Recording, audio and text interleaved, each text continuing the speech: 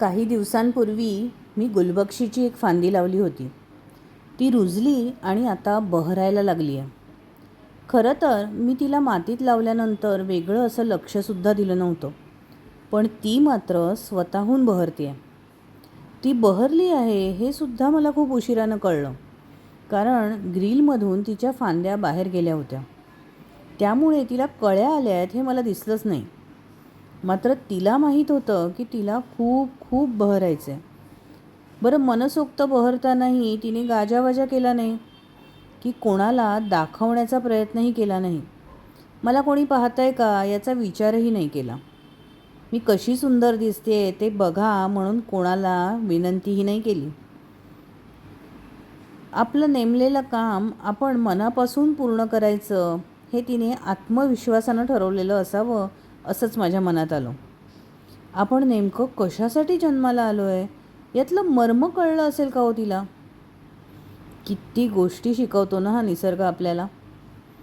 आपलं माणसांचं मात्र कसं असतं, उथळ पाण्याला खळखळाट फार. पण निसर्गाचं असं नसतं. त्याचं प्रत्येक काम वेळच्या वेळी आणि कोणताही मोठेपणा न करता तो पूर्ण करतो. खरं तर 2 दिवस सकाळी पाणी घालताना ती कोमेजलेली फुलं मला दिसली. फुलं पाहण्याची आठवण उशिरा होत होती, त्यामुळं फुलं कोमेजून जात होती. परंतु आज संध्याकाळी तिला फुलताना पाहिल्यावर माझं मन अगदी प्रसन्न झालं.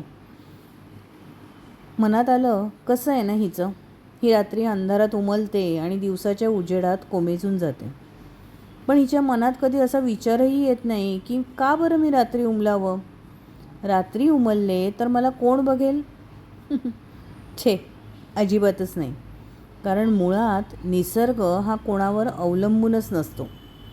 माणसासारखं त्याला त्याच्या दिसण्यासाठी आणि असण्यासाठी सुद्धा कुणाचं सर्टिफिकेट लागत नाही. तो केवळ स्वतःच्या आनंदासाठी उमलतो, फुलतो, बहरतो आणि वेळ आली की कोमेजूनही जातो. खरंच किती शिकवतो ना हा निसर्ग आपल्याला.